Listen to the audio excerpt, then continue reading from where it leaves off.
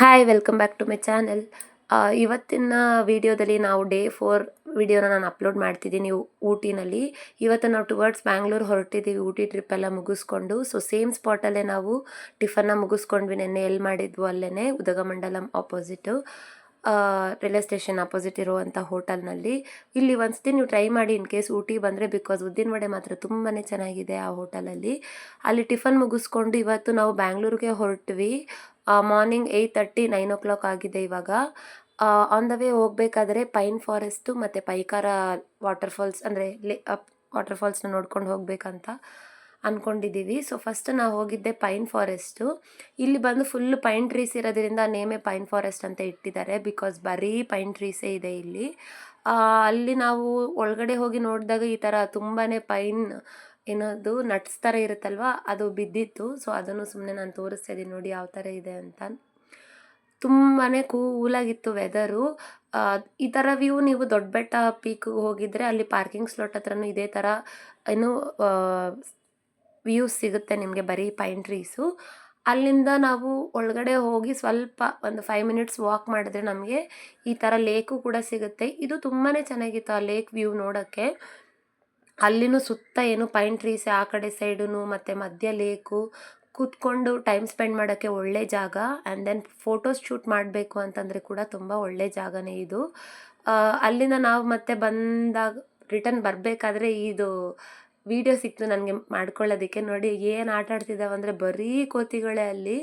In case parking ಜಾಗದಲ್ಲಿ ನಾವು ಗಾಡೀಲಿ ಏನಾದರೂ ಇಟ್ಟು ಹೋಗಿದರೆ ಬರೋ ಅಷ್ಟೊತ್ತಿಗೆ ಎಲ್ಲ ಹಾಳು ಮಾಡಿಟ್ಟಿರೋದಂತೂ ನಿಜಾನೇ.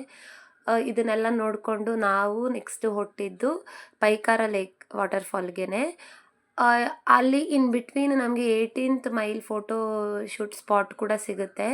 ಜಸ್ಟ್ ಏನಿಲ್ಲ, ನಾವು ಇವಾಗ ಊಟಿಲಿ ಏನು ನೋಡಿದ್ವಿ ಅದೇ ಥರನೇ ಸ್ಪಾಟ್ಸ್ ಇದು ಕೂಡ. ಅದಕ್ಕೆ ನಾವು ಟೈಮ್ ವೇಸ್ಟ್ ಮಾಡೋದು ಬೇಡ, ಯಾಕಂದರೆ ನಾವು ಬ್ಯಾಂಗ್ಳೂರು ರೀಚ್ ಆಗಬೇಕಿತ್ತು. And then next working day ಕೂಡ ಇರೋದ್ರಿಂದ ಇದು ಬೇಡ ಅಂತ ಹೇಳಿಬಿಟ್ಟು ಹೋದ್ವಿ. ಸೊ ಇವಾಗ ನಾನು ತೋರಿಸ್ತಿರೋದು ನೋಡಿ, ಇದೇ 18 mile photo shoot spot. In case ನಿಮ್ಗೆ ಏನಾದರೂ ಫೋಟೋಸ್ ತೊಗೋಬೇಕು ಅಂತಂದರೆ ಈ ಸ್ಪಾಟು ಕೂಡ ನೀವು ವಿಸಿಟ್ ಮಾಡ್ಬೋದು. ಫುಲ್ಲು ಗ್ರೀನರಿನೇ ಇದೆ ಇಲ್ಲೂ ಕೂಡ. ಸ್ವಲ್ಪ ಹತ್ತಿ ಹೋಗಬೇಕು ಆ ಕಡೆ ಸೈಡು, ಅಲ್ಲಿ ಕೂಡ ನಿಮಗೆ ಟೀ ಪ್ಲ್ಯಾಂಟೇಷನ್ಸು ಮತ್ತು ಏನು ಕಾಡು ಥರ ಇರೋ ವ್ಯೂವೇ ಸಿಗುತ್ತೆ. ನಾವು ಇದು ಬರಬೇಕಾದ್ರೆ ಹೇರ್ ಪಿನ್ ಬೆನ್ಸಿಂದ ಬಂದುಬಿಟ್ವಿ. ಬಟ್ ಇವಾಗ ಹೋಗಬೇಕಾದ್ರೆ ನಮಗೆ ಏನು ಕರ್ನಾಟಕ ಗಾಡಿ ಆಗಿರೋದ್ರಿಂದ ರಿಟರ್ನ್ ಅದೇ ರೋಡಲ್ಲಿ ಬಿಡಲ್ಲ ಅಂತ ಹೇಳಿಬಿಟ್ಟಿದ್ರು. ಅದಕ್ಕೆ ನಾವು ವಯಾ ಗುಡಲೂರೇ ಹೋಗಬೇಕಿತ್ತು. ಸೊ ಆನ್ ದ ವೇ ಹೋಗಬೇಕಾದ್ರೆ ಇಲ್ಲಿ ಒಂದು ಶಾಪ್ ಇತ್ತು. ಇದು ನೋಡಿ ಯೆಲ್ಲೋ ಕಲರ್ ಕಾಣಿಸ್ತಿದೆ ಅಲ್ವಾ, ಇದು ಸೌತೆಕಾಯಿ ಅಂತೆ, ಊಟಿ ಸೌತೆಕಾಯಿ ಅಂತೆ. ಊಟಿ ಆ್ಯಪಲ್ಲಿ ಯಾವ ಥರನೋ ಅದೇ ಥರ ಊಟಿ ಸೌತೆಕಾಯಿ ಅಂತೆ. ಸೊ ಸರಿ ಅಂತಂದ್ಬಿಟ್ಟು ಅಲ್ಲಿ ಸ್ವಲ್ಪ ಕ್ಯಾರೆಟ್ಸ್ನ ಪರ್ಚೇಸ್ ಮಾಡಿಕೊಂಡ್ಲು ನಮ್ಮ ಅಕ್ಕ. ನಾವೇನು ಪರ್ಚೇಸ್ ಮಾಡೋಕ್ಕೆ ಹೋಗಿಲ್ಲ, ಬಿಕಾಸ್ ಬ್ಯಾಂಗ್ಳೂರಲ್ಲೇ ಕ್ಯಾರೆಟ್ ಸಿಗುತ್ತೆ ಅಂತ ಹೇಳಿಬಿಟ್ಟು ನಾವು ಬಂದುಬಿಟ್ವಿ. ಬಿಕಾಸ್ ಲಗೇಜ್ ನಾವು 2 ವೀಲರಲ್ಲಿ ಹೋಗ್ತಿರೋದ್ರಿಂದ ಫಸ್ಟೇ ಜಾಸ್ತಿ ಆಗಿತ್ತು, ಅದಕ್ಕೆ ಏನು ಪರ್ಚೇಸ್ ಮಾಡಿರಲಿಲ್ಲ. ನೆಕ್ಸ್ಟ್ ನಾವು ಅಲ್ಲಿಂದ ಬಂದಿದ್ದೆ ಪೈಕಾರ ವಾಟರ್ಫಾಲ್ಗೆ. ನೋಡಿ ಇಲ್ಲಿ ಕ್ಯೂ ನಿಂತಿರೋದು ಈ ಥರ ಎಲೆಕ್ಟ್ರಿಕ್ ಗಾಡಿ. ಅಲ್ಲಿ ಹೋಗಿ ಪೈಕಾರ ವಾಟರ್ಫಾಲ್ಸ್ ಹತ್ರ ಬಿಡ್ತಾರೆ ಅಂತೆ. ಪರ್ ಪರ್ಸನ್ಗೆ 25 ರೂಪೀಸ್ ಚಾರ್ಜ್ ಮಾಡಿದರು. ಸೊ ನಾವು 4 ಪರ್ಸನ್ ಇರೋದ್ರಿಂದ ಇದು ಒಂದು ಎಕ್ಸ್ಪೀರಿಯೆನ್ಸ್ ಆಗಲಿ ಅಂದ್ಬಿಟ್ಟು 100 ರೂಪೀಸ್ ಕೊಟ್ಟು 4 ಮೆಂಬರ್ಸ್ ಹೋದ್ವಿ. ನಾನು ಲಾಸ್ಟಲ್ಲಿ ಕೂತ್ಕೊಂಡಿದ್ದೆ, ಬಿಕಾಸ್ ನನಗೆ ಲಾಸ್ಟಲ್ಲಿ ಕೂತ್ಕೊಳ್ಳೋಕೆ ಈ ಥರ ಗಾಡೀಲಿ ಇಷ್ಟ. ಯಾಕಂದರೆ ಬ್ಯಾಂಗ್ಳೂರಲ್ಲಿ ಯಾವಾಗೂ 2 ವೀಲರಲ್ಲಿ ಕೂತು ಇದೊಂಥರ ಎಕ್ಸ್ಪೀರಿಯೆನ್ಸ್ ಅಂತ ನಾನು ಹಿಂದೆ ಕೂತ್ಕೊಂಡು ವೀಡಿಯೋ ಶೂಟ್ ಮಾಡ್ಕೊತಾ ಇದ್ದೀನಿ. ಇಲ್ಲಿಂದ ಒಂದು ಏನಿಲ್ಲ, 15 ಮಿನಿಟ್ಸ್ ವಾಕ್ ಅಷ್ಟೇ ಆ ಪೈಕಾರ ಹತ್ರ. ನಾವು ಮತ್ತೆ ಟೈಮ್ ವೇಸ್ಟ್ ಮಾಡೋದು ಬೇಡ ಅಂಥೇಳಿ ಒನ್ ವೇ ಮಾತ್ರ ಈ ಥರ ಎಲೆಕ್ಟ್ರಿಕ್ ಗಾಡಿ ತೊಗೊಂಡ್ವಿ. ಇಲ್ಲಿ ಕೂಡ ಫುಲ್ಲು ಗ್ರೀನರಿನೇ ಇದೆ, ಬಟ್ ಯಾವುದೇ ಟೀ ಪ್ಲ್ಯಾಂಟೇಷನ್ಸ್ ನಮಗಿಲ್ಲಿ ನೋಡೋಕ್ಕೆ ಸಿಕ್ಕಿರಲಿಲ್ಲ. ಇದು ನೋಡಿ ಲೇಕ್ ಕಾಣಿಸ್ತಿದೆ ಅಲ್ವಾ, ಇದೇ ಪೈಕಾರ ವಾಟರ್ಫಾಲ್ ಎಂಟ್ರೆನ್ಸು. ಇಲ್ಲಿ ಪರ್ ಪರ್ಸನ್ಗೆ 40 ರೂಪೀಸು. ಇಲ್ಲಿ ಆಂಟಿ ನೋಡಿ ಎಂಟ್ರೆನ್ಸ್ ಟಿಕೆಟ್ ಒಬ್ಬೊಬ್ರಿಗೂ ಚೆಕ್ ಮಾಡ್ತಾಯಿದ್ರು, ಬಿಕಾಸ್ ಅಲ್ಲಿ ಚಿಕ್ಕ ಮಕ್ಕಳಿಗೆ ಟಿಕೆಟ್ಸ್ ತೊಗೊಂಡಿರಲಿಲ್ಲ ಅಂತ ಹೇಳಿ ಬೇರೆ ಫ್ಯಾಮ್ಲಿಯವ್ರಿಗೆ ಒಬ್ಬೊಬ್ರನ್ನೇ ಕೌಂಟ್ ಮಾಡಿ ಕಳಿಸ್ತಿದ್ರು. ಸೊ ನಾವು ಕೂಡ ಟಿಕೆಟ್ಸ್ನ ತೋರಿಸ್ಬಿಟ್ಟು ಒಳಗಡೆ ಬಂದ್ವಿ. ಓಕೆ, ಇವಾಗ ಪ್ರೀ ಮಾನ್ಸೂನ್ ಆಗಿರೋದ್ರಿಂದ ಅಷ್ಟಾಗಿ ನೀರಿರಲಿಲ್ಲ, ಬಟ್ ಓಕೆ.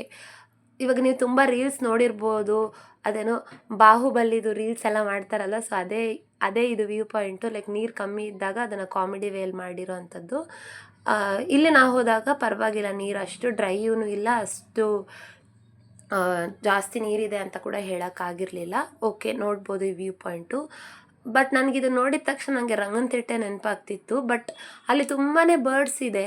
ಇಲ್ಲಿ ಒಂದು ಬರ್ಡ್ಸ್ ಕೂಡ ನಮಗೆ ನೋಡೋಕ್ಕೆ ಸಿಕ್ಕಿರಲಿಲ್ಲ, ಏನಂತ ಗೊತ್ತಿಲ್ಲ. ಬಿಕಾಸ್ ಆಪೋಸಿಟ್ ಸೈಡಲ್ಲಿ ಫುಲ್ ಬೆಂಕಿ ಹಚ್ಚಿದ್ರು, ಆ ಗಿಡ ಎಲ್ಲ ಸುಟ್ಟೋಗಿತ್ತು. ಸೊ ನೋಡಿ ಮೀಡಿಯಮ್ ಆಗಿನೇ ನೀರಿದೆ. ಸೇಮ್ ನಮ್ಮ ರಂಗನತಿಟ್ಟೆ ಯಾವ ಥರ ಇದೆ ಅದೇ ಥರನೇ ಇದೆ. ಬಟ್ ಸ್ವಲ್ಪ ವಾಟರ್ಸ್ ಫಾಲ್ ಥರ ಇದೆ ಅಷ್ಟೇ ನೋಡೋದಕ್ಕೆ. ಮೀಡಿಯಮ್ ರೇಂಜ್ ವಾಟರ್ ಫಾಲ್ನ ನೋಡಿಕೊಂಡು ನಾವು ಅಲ್ಲಿಂದ ಮತ್ತೆ ಬೈ ವಾಕ್ ಬಂದಿದ್ದು ಪಾರ್ಕಿಂಗ್ ಹತ್ರ. ಇಲ್ಲಿ ಓಕೆ, ವೆದರು ಅಷ್ಟು ಏನು ಚಳಿ ಏನೂ ಇರಲಿಲ್ಲ, ಅಷ್ಟು ಬಿಸಿಲು ಇರಲಿಲ್ಲ. ಅದಕ್ಕೆ ನಾನು ಸ್ವಲ್ಪ ಗ್ಲೌಸು ಟೋಪಿ ಎಲ್ಲ ತೆಗೆದುಬಿಟ್ಟಿದ್ದೆ. ಇಲ್ಲಿ ಬಂದ ಮೇಲೇ ನನಗೆ ಖುಷಿ ಆಯಿತು, ಬಿಕಾಸ್ ವೆದರ್ ನಮ್ಮ ಬ್ಯಾಂಗ್ಳೂರ್ ಥರನೇ ಇತ್ತು. ಯಾವುದೇ ಚಳಿ ಆ ಥರ ಎಲ್ಲ ಏನೂ ಅನಿಸಿರ್ಲಿಲ್ಲ. ಪೈಕಾರ ವಾಟರ್ ಲೇಕ್ ನೋಡಿಕೊಂಡು ಅಲ್ಲಿಂದ ಹೊರಟ ಮೇಲೆ ನಾರ್ಮಲಾಗಿ ವೆದರ್ ನಮ್ಮ ಬ್ಯಾಂಗ್ಳೂರ್ ಯಾವ ಥರ ಇದೆ ಅದೇ ಥರನೇ ಇತ್ತು. ಅಲ್ಲಿಂದ ನಾವು ನೆಕ್ಸ್ಟ್ ಎಲ್ಲೂ ಸ್ಟಾಪ್ ಆಗಿಲ್ಲ, ಇನ್ಯಾವ ಪ್ಲೇಸಸ್ಗೂ ಹೋಗಿಲ್ಲ.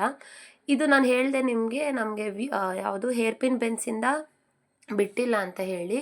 ಇದು ನಾವು ಇವಾಗ ಗುಡಲೂರು ರೂಟಿಂದ ಬ್ಯಾಂಗ್ಳೂರು ರೀಚ್ ಆಗಬೇಕು. ಸೊ ಗುಡಲೂರು ಹೋಗಬೇಕಂದ್ರೆ ನಾವು ಈಗ ಗುಡಲೂರು, ಚಾಮರಾಜನಗರ, ಆಮೇಲೆ ಮಳವಳ್ಳಿ ಮತ್ತು ಕೊಳ್ಳೇಗಾಲ ಆ ರೂಟಿಂದ ಮದ್ದೂರು ಎಂಟ್ರಿ ಆದ್ವಿ. ಸೊ ಇಲ್ಲಿ ನಮಗೆ ಲಾಸ್ಟ್ ವ್ಯೂ ಯಾವ ಥರ ಇತ್ತು ಅಂದರೆ ಮತ್ತೆ ಅದೇ ಫಾಗಿ ವೆದರ್ನ ನಾವು ಲಾಸ್ಟ್ ಟೈಮು ಅಂದರೆ ಊಟಿಯಿಂದ ಬರಬೇಕಾದ್ರೆ ಎಕ್ಸ್ಪೀರಿಯೆನ್ಸ್ ಮಾಡೋಕ್ಕೆ ಸಿಕ್ಕಿದ್ದು. ಬಿಕಾಸ್ ಇದೆಲ್ಲ ಬಿಟ್ಟ ಮೇಲೆ ಮತ್ತೆ ನಮಗೆ ಸೇಮ್ ಹೈವೇ ಯಾವ ಥರ ಇದೆ ಅದೇ ಸಿಗುತ್ತೆ. ಸೊ ಲಾಸ್ಟ್ ಟೈಮು ನಮಗೆ ನೇಚರ್ ಇನ್ನೊಂದು ಸತಿ ಅವಕಾಶ ಮಾಡಿಕೊಡ್ತು ಆ ಥರ ಫಾಗಿ ವೆದರ್ನ ಫೀಲ್ ಮಾಡೋದಕ್ಕೆ ಮತ್ತು ಟೀ ಪ್ಲಾಂಟೇಶನ್ಸ್ನ ಎಲ್ಲ ನೋಡೋದಕ್ಕೆ. ಇದು ಅಂತೂ ಸಖತ್ ಇಷ್ಟ ಆಯಿತು ನನಗೆ ರೋಡು. ಬಿಕಾಸ್ ಒಂದು ಕೂಡ ಹಂಪಿಲ್ಲ, ಒಂದು ಏನು ಹಳ್ಳ ಇಲ್ಲ.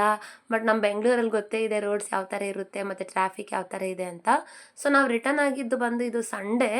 ಆ ಕಡೆ ಬ್ಯಾಂಗ್ಳೂರಿಂದ ಮತ್ತೆ ಬರ್ತಿರೋ ಟೂರಿಸ್ಟು ಕೂಡ ಗಾಡಿಗಳು ಜಾಸ್ತಿನೇ ಇತ್ತು. ತುಂಬ ಜನ ಬರೀ ಇವಾಗ ನಾವು ಈ ರೋಡಲ್ಲಿ ಏನು ಹೋಗ್ತಿದ್ದೀವಿ ಬರೀ ಕರ್ನಾಟಕ ಗಾಡಿಗಳೇ ಸಿಕ್ಕಿದ್ದು. ಬಿಕಾಸ್ ತಮಿಳ್ನಾಡು ಗಾಡಿ ಎಲ್ಲ ಅವರು ಹೇರ್ ಪಿನ್ ಬೆನ್ಸಿಂದನೇ ಕಳಿಸ್ತಿದ್ರು. ನೋಡಿ ಫುಲ್ ಟ್ರಾಫಿಕ್ ಕೂಡ ಸ್ಟಾರ್ಟ್ ಆಯಿತು ಇಲ್ಲಿಂದನೇ. ಅಲ್ಲಿ ಮುಂದೆ ನೋಡಿ ಮೋಡ ಎಷ್ಟು ಚೆನ್ನಾಗಿದೆ, ಆ ಮೌಂಟೇನ್ನ ಕವರ್ ಮಾಡಿರೋದು. ಇದು ಕೂಡ ತುಂಬಾ ಚೆನ್ನಾಗಿತ್ತು. ಮತ್ತು ಇದು ಕೂಡ ಬೆಂಡ್ಸೇ ಇದೆ, ಗಾಡಿಗಳನ್ನು ಇಲ್ಲೂ ಕೂಡ ನಾವು ಸ್ಲೋ ಆಗಿನೇ ಓಡಿಸ್ಬೇಕು. ಇದು ನೋಡಿ ನೀಲಗಿರಿ ಟ್ರೀಸು, ಆ ಸ್ಮೆಲ್ಲು ಎಷ್ಟು ಚೆನ್ನಾಗಿತ್ತು ಗೊತ್ತಾ, ಅಲ್ಲಿ ನೀಲಗಿರಿ ಮರಗಳಿರೋದು. ಸೊ ಅದನ್ನೆಲ್ಲ ದಾಟ್ಕೊಂಡು ನಾವು ಬಂದಿದ್ದೆ ಗುಡ್ಲೂರಿಗೆ. ಇವಾಗ ನಾನು ಏನು ತೋರಿಸ್ತಿದ್ದೀನಿ ಇದು ಗುಡ್ಲೂರು ಸಿಟಿ. ಇಲ್ಲಿಗೆ ಆಲ್ಮೋಸ್ಟ್ ನಮ್ಮ ವ್ಯೂ ಪಾಯಿಂಟ್ಸ್ ಏನಿದೆ ಎಲ್ಲ ಮುಗೀತು. ಮತ್ತು ನಾವು ರಿಟರ್ನ್ ಇವಾಗ ಮಧುಮಲೆ ಟೈಗರ್ ರಿಸರ್ವ್ಗೆ ಎಂಟರ್ ಆಗಿದ್ದೀವಿ. ಇಲ್ಲಿ ಕೂಡ ಬರಬೇಕಾದ್ರೆ ನಮಗೆ ಜಸ್ಟ್ ಏನು ಡೀರ್ಸೇ ಕಾಣ್ತಿತ್ತು, ಬರೀ ಜಿಂಕೆಗಳೇ. ಅದನ್ನು ಬಿಟ್ಟು ಇದೆ ಇವಾಗೂ ಕೂಡ ಏನೂ ಕಾಣಿಸ್ಲಿಲ್ಲ. ಮತ್ತು ಒಂದೆರಡು ಆನೆಗಳು ಸಿಕ್ತು ನಮಗೆ. ನೋಡಿ ಇದು ಹೇರ್ ಪಿನ್ ಬೆನ್ಸಿಗೆ ಎಂಟರ್ ಆಗಿದ್ದು ನಾವು ಹೋಗಬೇಕಾದ್ರೆ ಅಲ್ಲೇ ಬಂದಿದ್ದೀವಿ, ಒಂದು ರೌಂಡ್ ಮುಗಿಸಿದ್ದೀವಿ ಊಟಿದು ನಾವು. ಇಲ್ಲಿ ನೋಡಿ ಬರಬೇಕಾದ್ರೆ ನಮಗೆ ನವಿಲು ಕಾಣಿಸ್ತು. ಇದು ಮಧುಮಲೆ ಫಾರೆಸ್ಟ್ ಏರಿಯಾದಲ್ಲೇ ನಮಗೆ ಕಾಣಿಸಿದ್ದು.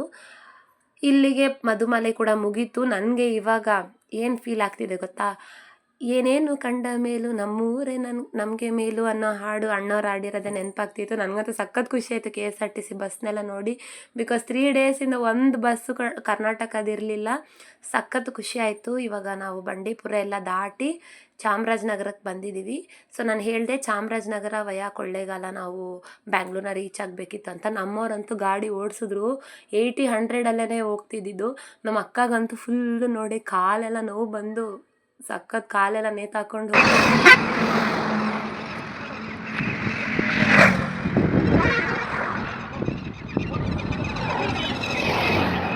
ಇವಾಗ ನೀವು ಈ ಬರ್ಡ್ಸ್ ಸೌಂಡ್ನ ಕೇಳಿದ್ರಿ, ಎಷ್ಟು ಚೆನ್ನಾಗಿದೆ ಅಲ್ವಾ ಬರ್ಡ್ಸ್ ಸೌಂಡು. ಅದೇನೋ ಒಂಥರ ವಿಚಿತ್ರ ಏನಾಗಿತ್ತೋ ಗೊತ್ತಿಲ್ಲ, ಬಟ್ ಆ ಬರ್ಡ್ಸ್ ಅಲ್ಲೇ ಓಡಾಡ್ತಿತ್ತು ಸೌಂಡ್ ಮಾಡಿಕೊಂಡು. ಸೊ ಅಲ್ಲಿ ಕೂಡ ನಾವು ಒಂದು ಬ್ರೇಕ್ ತಗೊಂಡ್ವಿ. ಬಿಕಾಸ್ ಇವರು ಊಟಿಯಿಂದ ಗುಡ್ಲೂರು, ಚಾಮರಾಜನಗರ ಎಲ್ಲ ಒಂದೇ ಟೈಮು ಗಾಡಿ ಓಡಿಸಿದ್ರು. ಇಲ್ಲಿ ಬರಬೇಕಾದ್ರೆ ನಮಗೆ ಗೊತ್ತಲ್ಲ, ನಿಮಗೆ ಹೊಲಗಳು ಎಲ್ಲ ಇರುತ್ತೆ, like Mandya side, Maddur side ಅಂತಂದ್ಬಿಟ್ಟು. ಇಲ್ಲಿ ಬರಬೇಕಾದ್ರೆ ನಮಗೆ ಒಂದು ನದಿನೂ ಸಿಕ್ತು. ಇದು ಯಾವುದು ಅಂತ ನನಗೆ ಹೆಸರು ಮರ್ತೋಗ್ಬಿಟ್ಟೆ, ಬಿಕಾಸ್ ವೀಡಿಯೋ ಮಾಡಿ ತುಂಬ ದಿವಸ ಆಯ್ತಲ್ವ. ಇದು ನದಿನೂ ತುಂಬಾ ದೊಡ್ಡದಾಗಿದೆ. ಮೇ ಬಿ ಕಬಿನಿ ಅಂತ ಅನ್ಕೋತೀನಿ, ಅದೇ ಇರಬೇಕು. ತುಂಬಾ ದೊಡ್ಡದಾಗಿದೆ. ಆ ಕಡೆ ಸೈಡ್ ಡ್ಯಾಮ್ ಕೂಡ ಇತ್ತು. ಸೊ ಇದು ನೋಡೋಕ್ಕೇನೂ ತುಂಬ ಚೆನ್ನಾಗಿತ್ತು. ಅಲ್ಲಿ ನಾವು ನೋಡಿಕೊಂಡು ನೆಕ್ಸ್ಟು ಇವಾಗ ಪೆಟ್ರೋಲ್ ಬ್ಯಾಂಕ್ ಸರ್ಚ್ ಮಾಡ್ತಿದ್ವಿ. ಬಿಕಾಸ್ ಗಾಡೀಲಿ ಪೆಟ್ರೋಲ್ ಮುಗ್ದೋಗಿತ್ತು. ಇನ್ನೇನು ಒಂದು 30 ಕಿಲೋಮೀಟರ್ಸು ಗಾಡಿ ಓಡುತ್ತಾ ಇಲ್ವೋ ಅನ್ನೋ ಟೆನ್ಷನ್ ಆಗಿತ್ತು. ಸೊ ನಾನು ನಿಯರ್ ಬೈ ಪೆಟ್ರೋಲ್ ಬಂಕ್ ನೋಡ್ತಾನೆ ಇದ್ದೀನಿ, ಬಟ್ ಈ ಹೈವೇಲಿ ಎಲ್ಲೂ ಪೆಟ್ರೋಲ್ ಬಂಕ್ ಸಿಕ್ಕಿಲ್ಲ ನಮಗೆ. ಲಾಸ್ಟಲ್ಲಿ ಒಂದು 30 ಕಿಲೋಮೀಟರ್ಸ್ ಬಂದಮೇಲೆ ಒಂದು ಪೆಟ್ರೋಲ್ ಬಂಕ್ ಸಿಕ್ತು. ಸೊ ಅಲ್ಲಿ ನಾವು ಪೆಟ್ರೋಲ್ನ ಫಿಲ್ ಮಾಡ್ಕೊಂಡು ಮತ್ತೆ ಗಾಡಿ ಓಡಿಸಿದ್ವಿ. ಇದು ನೋಡಿ ಟೋಲ್ ಎಷ್ಟು ಟ್ರಾಫಿಕ್ ಅಂದರೆ, ನಾವು ಸರ್ವಿಸ್ ರೋಡಲ್ಲಿ ಬಂದಿರೋದಕ್ಕೆ ಓಕೆ, ಇವರೆಲ್ಲ ಮುಗಿಸ್ಕೊಂಡು ಬರೋಷ್ಟೊತ್ತಿಗೆ ಎಷ್ಟೊತ್ತಾಗುತ್ತೋ ಗೊತ್ತಿಲ್ಲ 4 ವೀಲರ್ಸ್ ಎಲ್ಲ. ನಮ್ಗೆ ಬೆಂಗಳೂರು ಎಂಟರ್ ಆಗಿದ್ದೆ ಕೈ ಕಾಲೆಲ್ಲ ಸಖತ್ತಾಗಿ ನೋವು ಸ್ಟಾರ್ಟ್ ಆಗಿತ್ತು. ಬಿಕಾಸ್ ಆ ಊಟಿಲಿ ಎಲ್ಲೂ ಬೇಜಾರಾಗಿಲ್ಲ, ಈ ಬೆಂಗಳೂರು ಎಂಟರ್ ಆಗಿದ್ದೆ ಈ ಟ್ರಾಫಿಕ್ ಮುಗಿಸ್ಕೊಂಡು ಬರೋಷ್ಟೊತ್ತಿಗೆ ಸಖತ್ತು ಬೇಜಾರಾಗ್ತಿತ್ತು. ಎಲ್ಲೆಲ್ಲಿ ಜಾಗ ಸಿಗುತ್ತೋ ಸಂದಿ ಪಂದಿಲೆಲ್ಲ ನುಗ್ಗಿಸ್ಕೊಂಡು ಹೋಗಿದ್ದು ನಾವು. ನೈಸ್ ರೋಡಲ್ಲಿ ಹೋಗೋಣ ಅಂತ ಅಂದ್ಕೊಂಡ್ವಿ, ಬಟ್ ಆ ಕಡೆ ಹೋಗಿಲ್ಲ ನಾವು, ಅಲ್ಲೂ ಲೇಟ್ ಆಗುತ್ತೆ ಅಂದ್ಕೊಂಡು ಈ ರೋಡಿಗೆ ಬಂದರೆ ಸಾಕಾಗೋಗಿತ್ತು ಕಾಲೆಲ್ಲ. ಸೊ ನಮ್ಮ ರಿಯಾಕ್ಷನ್ ಇವಾಗ ನೋಡಿನೇ ಗೊತ್ತಾಗುತ್ತೆ ನಿಮ್ಗೆ ಯಾವ ಥರ ಇತ್ತು ಆ ಟ್ರಾಫಿಕ್ನ ದಾಟ್ಕೊಂಡು ಬರೋದು. ಬಿಕಾಸ್ ಊಟಿನಲ್ಲಿ ನಾವು 1 ಅವರ್ ಅದೇ ಜರ್ನಿ ಮಾಡಿದರೆ ಎಷ್ಟು ಕಿಲೋಮೀಟರ್ ಗಾಡಿ ಓಡಿಸ್ತಿದ್ವೋ ಗೊತ್ತಿಲ್ಲ. ಸೊ ಮತ್ತೆ ಅದೇ ಲೈಫು, ಅದೇ ಬ್ಯುಸಿ ಲೈಫು, ಕಾಲು ನೋವು ಬಂದು ನಗ್ತಿದ್ದೆ. ಸೊ ಫುಲ್ಲು ಊಟಿಲಿ 4 ಡೇಸ್ ಆರಾಮಾಗಿ ಮನೆಯೆಲ್ಲ ಮರೆತು ನಮ್ಮ ಕೆಲಸ ಎಲ್ಲ ಮರೆತು ಆರಾಮಾಗಿ ಎಂಜಾಯ್ ಮಾಡಿದ್ವಿ. ನೀವು ಇನ್ ಕೇಸ್ ಊಟಿಗೆ ಹೋಗ್ತೀರಾ ಅಂತಂದರೆ ನಮ್ಮ ಥರನೇ ನಮ್ಮ ವಿಡಿಯೋ ನೋಡಿ ನಿಮಗೂ ಎಕ್ಸ್ಪೀರಿಯೆನ್ಸ್ ಆಗಿರುತ್ತೆ ಯಾವ ಥರ ಹೋಗಿ ಬರ್ಬೋದು ಅಂತ ಹೇಳಿ. So thank you for watching my video.